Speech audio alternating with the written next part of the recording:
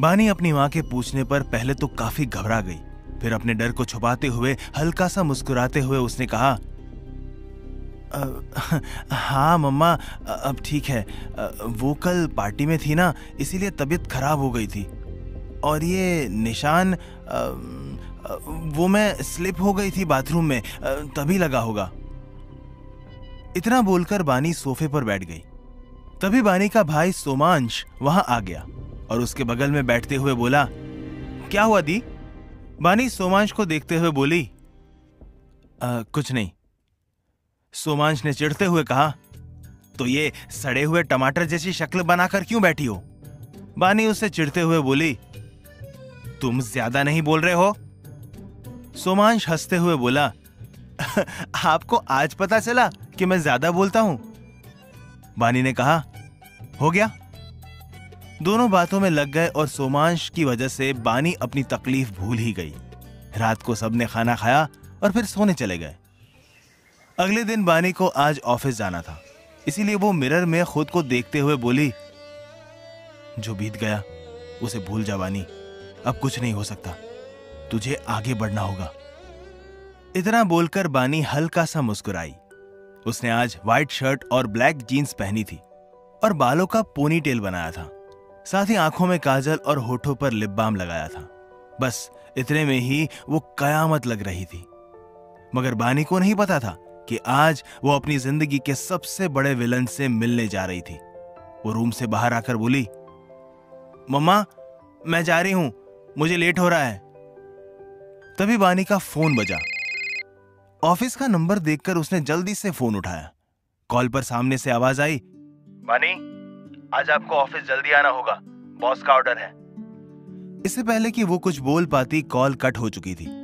तभी प्रिया दूध का ग्लास देते हुए बोली, पहले ये दूध फिनिश कर फिर जाना कहीं। बानी मुंह बनाते हुए बोली, क्या मम्मा, मुझे नहीं पसंद ये दूध। प्रिया डांटते हुए बोली, बानी दूध जल्दी पियो। उसकी डांट सुनकर बानी ने मुंह बनाते हुए दूध पी लिया और घर से बाहर निकल गई। बानी ऑफिस पहुंची तो जल्दी से अपने डिपार्टमेंट हेड के कैबिन में गई और अंदर जाकर बोली, good morning sir. Department head ने बानी को देखते हुए कहा, गुड मॉर्निंग बानी, आज से तुम बॉस की पीए हो। बानी हैरान होते हुए बोली, लेकिन सर इतनी बड़ी पोस्ट मुझे क्यों दी जा रही है? डिपार्टमेंट हेड बानी को देखते हुए बोला, ये तो मुझे भी नहीं पता, ऑर्डर आया है तो मानना पड़ेगा ही। तुम टॉप फ्लोर पर जाओ। बानी सर हिलाते हुए बोली, ओके सर। इतना बोलकर बानी कैबिन से बाहर चली गई।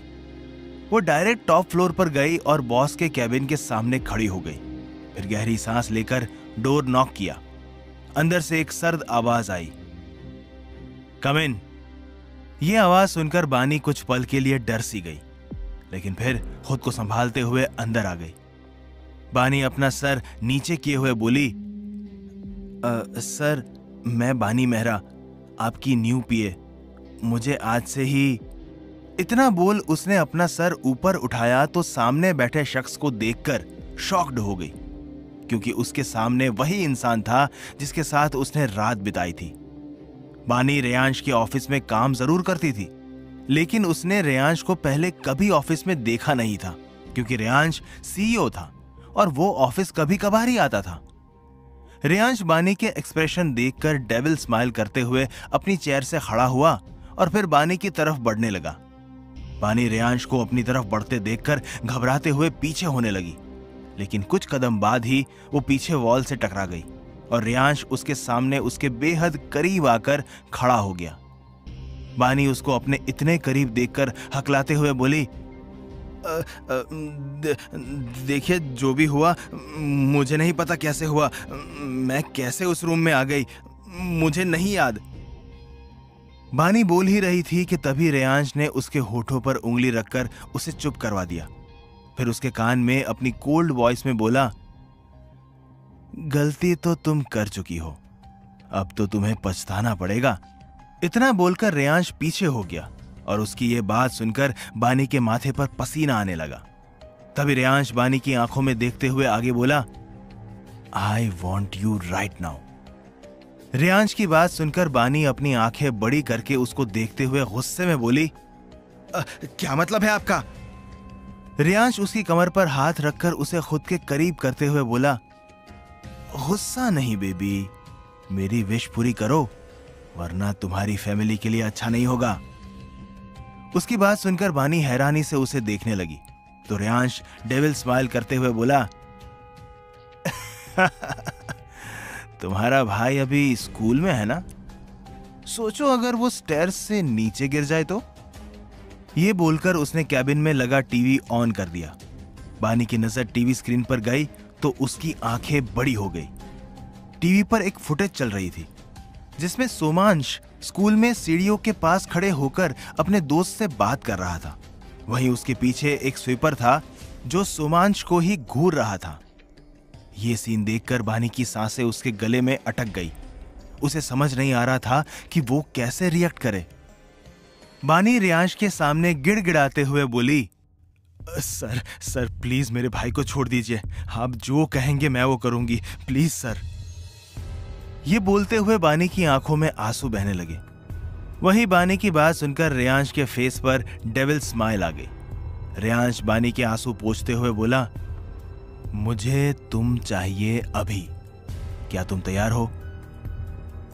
बानी ने एक नजर टीवी पर सोमांश को देखा, फिर अपना सर नीचे करके हाँ में सिर हिला दिया। बानी के पास हाँ करने के अलावा और कोई रास्ता नहीं था। वो किसी भी कीमत पर अपने भाई को नहीं खो सकती थी। तभी रेयांश बानी का हाथ पकड़कर उसे अपने कैबिन से ही अटैच प्राइवेट रूम में ले गया। फिर उसको कमर से पकड़ते हुए बोला, तुम्हें मेरा साथ देना होगा बेबी। रेयांश की बात सुनकर बानी ने सर उठाकर नफरत से उसे देखा, पर रेयांश को बानी की नजरों से कोई फर्क नहीं पड़ रहा था। रेयांश बानी की आंखों में देखते हुए उसके होठों की तरफ बढ़ गया और उसके होठों पर अपने होठ रख दिए। साथ ही दोनों की आंखें बंद हो गई। रेयांश बानी को पागलों की तरह किस कर रहा था और मजबूरी में बानी को भी उसका साथ देना पड़ रहा था। बानी के हाथ रेयांश के बालों में आ गए थे और वो भी रेयांश को किस कर रही थी। करीब 20 मिनट बाद रेयांश ने बानी के होठों को छोड़ा। बानी गहरी सांस ले रही थी। वो कुछ रिएक्ट करती उससे पहले रेयांश ने उसको बेड पर धक्का दे दिया। बानी सीधे बेड पर पीठ के बल जा गिरी। साथ ही रेयांश खुद भी उसके ऊपर आ गया। फिर उसने एक एक करके बानी के सारे कपड़े उतार दिए। उसके बाद अपने कपड़े भी उतारकर बानी के गले और कॉलर बोन पर किस करने लगा। रेयांश किस के साथ बाइट भी कर रहा था, जिसकी वजह से बानी की आह निकल रही थी। देखते ही देखते रेयांश अब बहुत वाइल्ड हो चुका था, जिसकी वजह से बानी को तकलीफ हो रही थी। कल रात की वजह से बानी अभी भी दर्द में थी। लगभग 1.5 घंटे बाद रेयांश बानी के बगल में लेट गया और उसको कमर से खींचकर खुद के करीब कर लिया। फिर बानी थकी हुई आवाज में बोली, अब आप मेरे भाई को कुछ नहीं करेंगे ना? बानी की बात सुनकर रेयांश मुस्कुराने लगा। फिर उसका गाल सहलाते हुए बोला, बेबी तुम्हारा भाई तब तक सेफ है जब तक तुम मेरी बात मानती हो। और एक बात, अब तुम मेरी हो, सिर्फ मेरी। ये बात अपने दिल और दिमाग में अच्छे से बिठा लो। एंड या, आज से तुम मेरे घर पर रहोगी। ये बोलते हुए रेयांश ने बानी के बाल को उसके कान के पीछे कर दिया। बानी हैरानी से बोली, मैं आपके घर नहीं रह सकती। मेरे पास मेरा घर है, मेरी फैमिली है। This is wrong. रेयांश गुस्से से बानी के गाल को दबाते हुए बोला, मैं तुम्हें बता रहा हूं कि तुम मेरे साथ रहोगी। तुम्हें मना करने का कोई हक नहीं, समझ गई? यह सुनकर बानी ने जल्दी से हाँ में सर हिला दिया, क्योंकि रेयांश के गाल दबाने की वजह से बानी को दर्द हो रहा था और उसकी आंखों में आंसू आ गए थे। पर रेयांश को बानी के आंसुओं से कोई फर्क नहीं पड़ रहा था। रेयांश कुछ पल बानी के बालों से खेलता रहा और फिर बेड से उतरकर उसने अपने कपड़े पहन लिए। उसके बाद बानी को कपड़े पहनाने लगा, क्योंकि वो हिलने डुलने की हालत में नहीं थी। रेयांश बानी के गाल पर हाथ रखकर बोला, तुम यही रहो, शाम को हम दोनों साथ में घर चलेंगे। उसकी ये बात सुनकर बानी कुछ नहीं बोली। रेयांश भी कुछ देर बानी को देखता रहा और फिर रूम से बाहर चला गया। बानी वहीं अकेले बैठी अपनी किस्मत पर रो रही थी, पर उसकी सुनने वाला कोई नहीं था। बानी पूरे दिन उसी रूम में रही क्योंकि रेयांश ने रूम को बाहर से लॉक कर दिया था। करीब रात के 8 बजे रेयांश रूम खोलकर अंदर आया तो देखा कि बानी अपने ख्यालों में ही गुम बैठी थी। ये देखकर रेयांश ने बानी को गोद में उठा लिया, जिसे महसूस कर बानी होश में आई और डरी हुई नजरों से रेयांश को देखने लगी। रेयांश बानी को लेकर अपनी पर्सनल लिफ्ट में आ गया। थोड़ी देर बाद रेयांश और बानी कार में थे। बानी कार की सीट के एक कोने में बैठी हुई थी। ये देखकर रेयांश ने एक बटन दबाकर पार्टीशन ऑन कर दिया और एक झटके से बानी को अपनी गोद में बिठा लिया। बानी डरते हुए बोली, ये आप क्या कर रहे हैं सर? रेयांश डेविल स्माइल करते हुए बोला, तुम्हें नहीं पता मैं क्या कर रहा हूं? फिर वो बानी के कान में बोला, रिमूव योर शर्ट। इतना बोलकर उसने बानी के कान को हल्के से बाइट कर लिया। बानी डरते हुए बोली, सर प्लीज ऐसा मत करिए। रेयांश गुस्से में बोला, मुझे अपनी बात रिपीट करने की आदत नहीं है। अब बानी के पास कोई ऑप्शन नहीं था, इसीलिए वो धीरे धीरे अपनी शर्ट के बटन खोलने लगी और फिर धीरे से शर्ट उतारकर सर नीचे करके बैठ गई। रेयांश ने बानी का चेहरा चिन से पकड़कर ऊपर उठाया और बानी के होठों पर अपने होठ रख दिए। ना चाहते हुए भी बानी को उसका साथ देना पड़ रहा था। रेयांश बानी को लगातार किस किए जा रहा था। लगभग 1 घंटे बाद कार रुकी तो उसके साथ ही रेयांश भी रुका। बानी गहरी सांस ले रही थी। तभी रेयांश उसके बाल ठीक करते हुए बोला, अपनी शर्ट पहनो। रेयांश की बात सुनकर बानी ने जल्दी से अपनी शर्ट पहन ली।